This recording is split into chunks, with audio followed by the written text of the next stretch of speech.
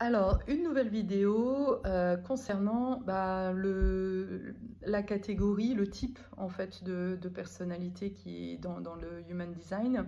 Alors, tu verras, je te laisse regarder sur les vidéos, tu as plusieurs types, tu as les projecteurs, les réflecteurs, les générateurs, le manifesting générateur, et il y en a certainement d'autres que j'oublie.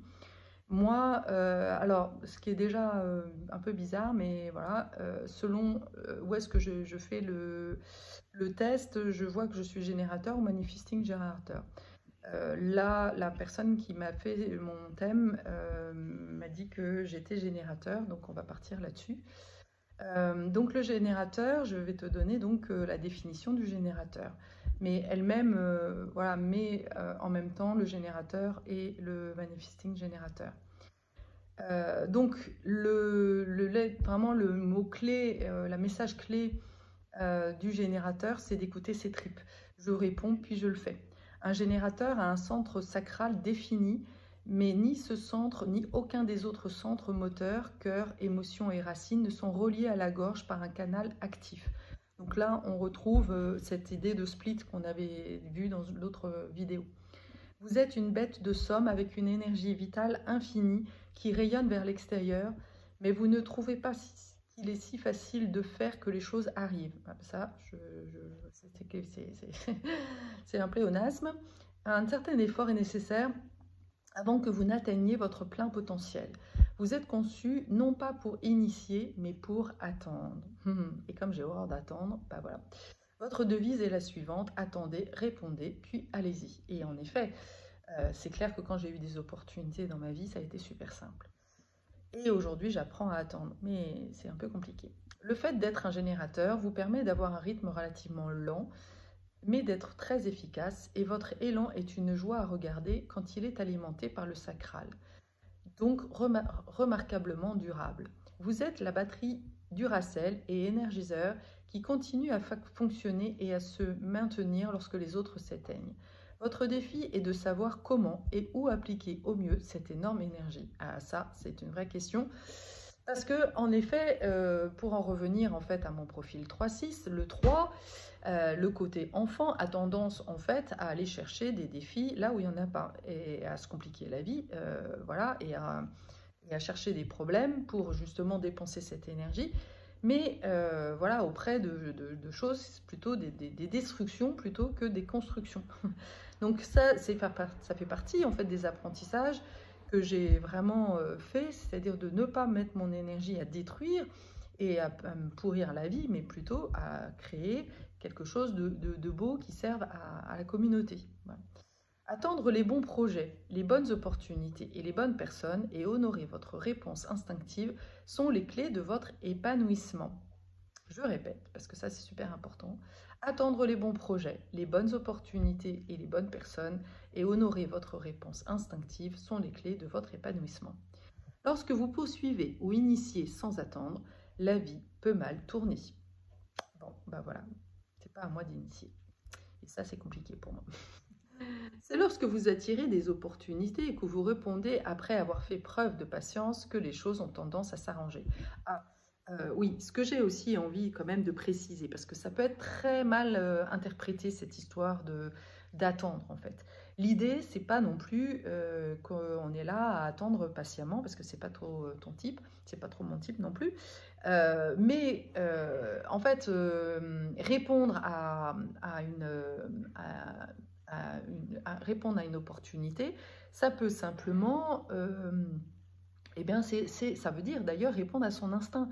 C'est-à-dire que si ça peut être de laisser venir une intuition, ça peut être suite à un échange, à une discussion avec quelqu'un, tu dis ah tiens là il y a une opportunité. Voilà, c'est pas forcément quelqu'un de l'extérieur qui vient te proposer un projet. C'est vraiment super important. Ça peut venir de toi aussi par voilà, des intuitions, des choses que tu as vues, des perceptions. Voilà, ce n'est pas forcément, tu n'es pas obligé d'attendre que quelqu'un te prenne par la main et te dise tiens, tu viens, tu as un projet. Non, c'est pas tout à fait ça. Euh, donc c'est lorsque vous attirez des opportunités ou que vous répondez après avoir fait preuve de patience que les choses ont tendance à s'arranger. Nous vivons à une époque où tout le monde veut agir maintenant, se mettre en route, ne pas perdre de temps, réussir le plus vite possible. Cette attente peut vous inciter à passer à l'action, mais ne vous laissez pas tromper en pensant que vous devez lancer de grandes initiatives. Vous avez besoin d'abord de l'énergie à générer en vous. Ce n'est qu'ensuite qu'elle est capable et efficace. Alors, asseyez-vous, soyez patient et maîtrisez l'art d'attendre pour réagir. Considérez-vous comme un aimant et laissez les gens et les ouvertures vous chercher, et ils le feront. C'est une loi énergétique de la vie que les aimants attirent. Donc encore une fois, voilà, là elle parle de gens et les ouvertures. Les ouvertures, ça peut être voilà, des opportunités, mais voilà, que tu sens. Voilà, c'est pas forcément des choses qui viennent de l'extérieur. Si vous vous demandez pourquoi tout ce que je commence ou poursuis tourne mal, ou pourquoi il peut faire en sorte que ces choses arrivent mais pas moi, ma réponse sera « je ne peux pas ». Parce que vous n'avez pas appris à attendre et à attirer. N'initiez pas, attendez. Alors, n'initiez pas, encore une fois, ça veut dire ne laissez pas votre mental décider. C'est c'est vraiment, oui, de décider avec le cœur, de laisser le cœur et le sacral, vraiment c'est ton bide, voilà, initier. Votre perception erronée de vous-même et que vous avez tellement d'énergie que vous pouvez automatiquement faire bouger les choses. Ah oui, ça c'est vrai que j'ai un peu cette tendance-là à croire que je peux tout faire, tout bouger. Cela est probablement alimenté par les gens qui vous décrivent comme déterminés et dévoués. Vous entrez sur le lieu du travail et votre énergie vitale rayonne, soulevant les autres. Voici le vrai travailleur, le vrai jus, le générateur. Vous pouvez sauver la journée et vous y croyez même vous-même. Que cela vous semble juste ou non, vous avez tendance à vous faufiler et à répondre à l'appel. Quelques heures plus tard, c'est pour ça qu'aussi on a ce rôle de sauveur, parce que voilà, on répond en fait. Quelques heures plus tard, vous serez la tête baissée, vous travaillerez dur et vous lèverez les yeux pour constater que tout le monde s'est rendormi. Voilà. Ouais, ça c'est vraiment hyper important de comprendre ça parce que en effet, quand il y a quelqu'un qui te demande quelque chose, bah toi tu es toujours là, tu es toujours prêt à rendre service et puis en fait tu te rends compte que bah en fait les autres derrière ils s'en foutent en fait. Toi tu bosses comme une tarée, tu fais le boulot de 3 personnes et tu comprends même pas en fait que tu t'es fait avoir en fait. Puis vous vous parlerez tranquillement et vous demanderez pourquoi est-ce toujours à moi que ça revient. Voilà, ça c'est vraiment le côté martyr aussi. C'est voilà, pourquoi ma vie est une galère. Mais c'est juste parce que justement, bah, tu réponds trop facile, trop directement et que tu prends pas le temps en fait. Pourquoi est-ce que je m'en suis mêlée? Voilà. Ce que vous devez comprendre, c'est que les choses qui s'avèrent satisfaisantes sont celles qui arrivent dûment après que vous ayez fait preuve de patience. Les ouvertures ou les possibilités qui arrivent à votre porte ou font sonner votre téléphone. Ce qui est alors crucial, c'est votre réponse. Cette réponse est régie par un système de guidage intégré, la réponse sacrée de l'instinct qui signale qui et quoi justifie votre engagement. C'est le secret fondamental de votre être intérieur, celui qui ouvre la porte à ce qui vous convient le mieux. Et c'est vrai que dans ma vie, j'ai eu plusieurs opportunités comme ça. D'ailleurs, des opportunités professionnelles où, par exemple, je me souviens, j'ai eu un formateur qui m'a transmis en fait un contrat pour accompagner une ONG. Et au départ, je me disais non, mais ça c'est pas pour moi. Enfin, c'est trop quoi. Je peux pas faire ça. Et en fait, il m'a dit si, tu as les capacités. Et donc j'ai décidé de le faire. Et en fait, quand j'y repense, je suis bluffée parce qu'en un week-end, j'ai fait le truc, j'ai répondu à un appel d'offres, alors que je n'avais jamais répondu à un appel d'offres. C'est un truc de fou en fait. J'avais comme des dons en fait, comme si j'étais guidée par une force supérieure quoi. Donc c'est vraiment vrai ça. Euh, vous reconnaissez cette sensation intestinale sous la forme d'un réflexe ou d'un son involontaire ou de la montée ou de la contraction de l'énergie qui vous attire et vous éloigne de quelque chose. Et ça, c'est vraiment très générateur.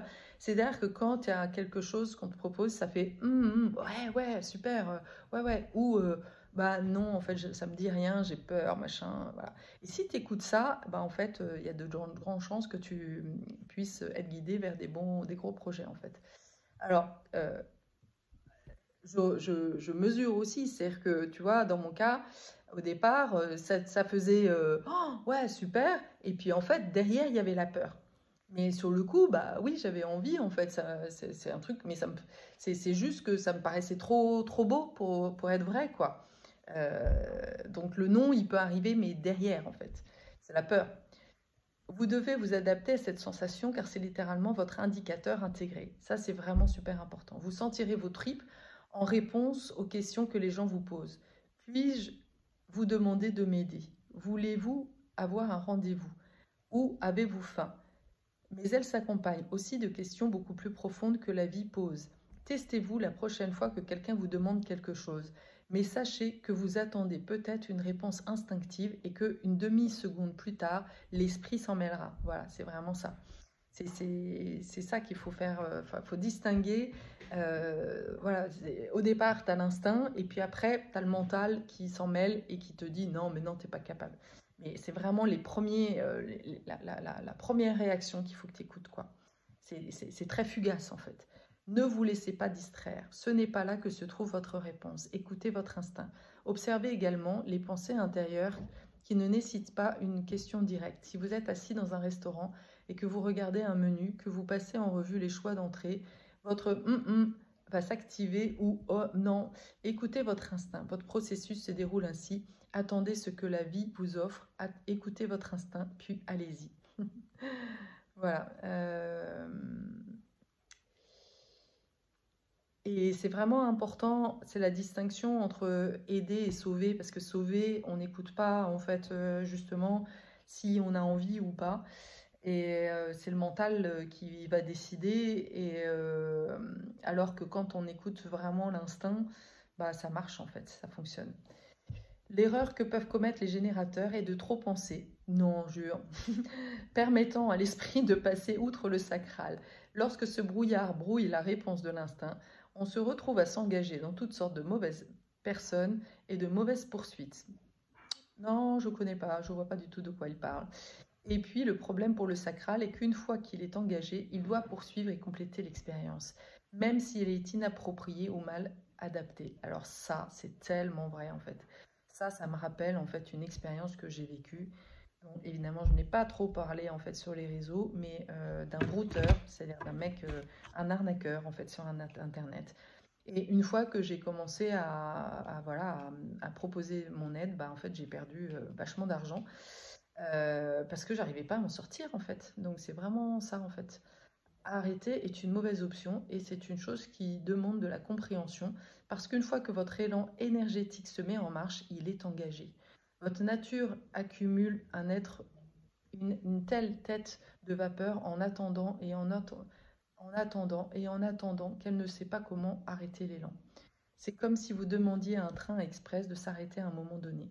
En tant que non-générateur, vous pourriez voir des gens courir vers la catastrophe, mais vous serez impuissant à les arrêter. Vous devez attendre qu'ils reprennent leur esprit à leur propre rythme, épuisés, insatisfaits et prêts à réessayer. Les générateurs doivent se méfier des autres personnes qui cherchent à exploiter leur énergie et à en profiter. Ça, ouais, c'est clair que c'est là où le côté pervers narcissique. Euh, mais c'est nous, en fait, qui ne savons pas dire non. Et voilà. On en trouve beaucoup dans l'industrie, des services, dans les usines, ou comme assistant, secrétaire, entraîneur personnel, avec un élan qui ressemble à un tapis roulant et qui fait tourner les choses comme une horloge. C'est parce que les générateurs fournissent le jus pour la plupart des choses. Si vous êtes un générateur, vous représentez 37% de la population mondiale et semblez avoir assez de pouvoir pour ressusciter les morts. Votre énergie fait tourner les têtes lorsque vous entrez dans une pièce. On vous considère comme quelqu'un de compétent et d'infatigable. Et c'est pour ça, en fait, qu'on est des super leaders, qu'on est des super coachs, parce que bah, cette énergie, elle aide les gens à se mettre en mouvement, en fait. Je parie que vous êtes quelqu'un qui sort du lit, prépare le petit déjeuner, dépose les enfants à l'école, va au travail, donne le meilleur de lui-même, répare les affaires des autres, s'entraîne à l'heure du petit déjeuner, impressionne encore plus son patron l'après-midi, rentre chez lui, fait la vaisselle. Voilà, ça c'est la Wonder Woman, quoi. Personne, à l'exception des autres types de générateurs, ne peut espérer vous suivre. Le problème est que vous pouvez arriver à la fin de la journée en ayant le sentiment d'avoir accompli beaucoup de choses, mais de ne pas avoir été comblé. C'est parce qu'en grande partie, vous n'avez fait que passer par des mouvements. La vie ne consiste pas seulement à cocher des cases et à rendre les gens heureux. C'est là que réside la clé de la conception d'un générateur. Ne vous engagez qu'avec des personnes et des activités qui résonnent, sinon vous découvrirez le revers de la médaille de votre type et deviendrez la pure patate de canapé qui a abandonné, épuisée par la vie, et elle a eu assez d'essayer. Ou vous pouvez devenir quelqu'un qui est anéanti, couché sur votre lit, attendant que l'énergie soit régénérée. Je conseille également à tout le monde de ne pas trop attendre. D'un seul coup, sur un générateur. Aussi capable et énergétique qu'ils puissent apparaître, il y a une limite à ce qu'ils peuvent faire. Vous saurez qu'ils ont atteint leur limite lorsque leurs mains se lèveront et diront assez. Ou lorsque, se sentant dépassés, ils demandent tout simplement de l'espace. En tant que parent d'enfants générateurs, votre tâche consiste à leur donner des indices sur leurs réactions instinctives si vous voulez qu'ils et vous évitent les larmes et de la frustration. Il ne sert à rien de donner une trompette à un enfant et de s'attendre à ce qu'il la maîtrise s'il ne trouve pas d'écho chez l'enfant. Ouais, ça là, il y a une grande leçon aussi pour les parents qui veulent absolument pousser leurs enfants à faire un truc que les enfants n'ont pas envie. Et de laisser en fait l'enfant répondre si c'est ok ou pas, c'est vraiment important. Voilà, je dis à tous les générateurs de reconnaître la bénédiction qu'ils sont. En tant que générateur, vous pouvez très bien craindre de rater le coche si vous n'agissez pas maintenant, ou que tout tourne mal si vous ne prenez pas le contrôle. Mais faites confiance à votre nature, faites confiance à la personne que vous êtes né pour être, et attendez pour réagir. Voilà. Les générateurs célèbres, Margaret Thatcher, Fred Astaire, Beethoven, Bill Clinton, Madonna, Oprah Winfrey. Le thème commun ici est le faisceau d'énergie qui soutiennent les premiers ministres, les présidents et les artistes. De plus, ils font preuve d'une persévérance et d'un élan irrépressible, tourbillon à part entière. Beaucoup de ces grands personnages, je le soupçonne, ont néanmoins dû attendre et laisser l'énergie sacrale s'accumuler avant de se libérer en plein vol. Et j'aimerais savoir à quel point l'instant a joué un rôle dans la prise de décision de Thatcher et Clinton. Donc le soi et le non-soi. Le soi, quand je suis dans le soi, je vis le privilège d'être moi-même. Le non-soi, quand je suis dans le non-soi, je ne suis pas moi-même. Voilà, donc la stratégie de générateur, ça me fait vibrer, j'y vais, ça me fait pas vibrer, j'y vais quand même, ça c'est le non-soi. Et si ça vibre, ouais, c'est là tu es vraiment ce qu'on appelle aligné en fait. C'est ça aussi la quête de sens, tu vois, c'est aussi être à l'écoute de tout ça. Voilà, j'espère que cette vidéo t'aura éclairé, même si c'était juste de la lecture. N'hésite pas à la relire, me faire tes commentaires et à bientôt.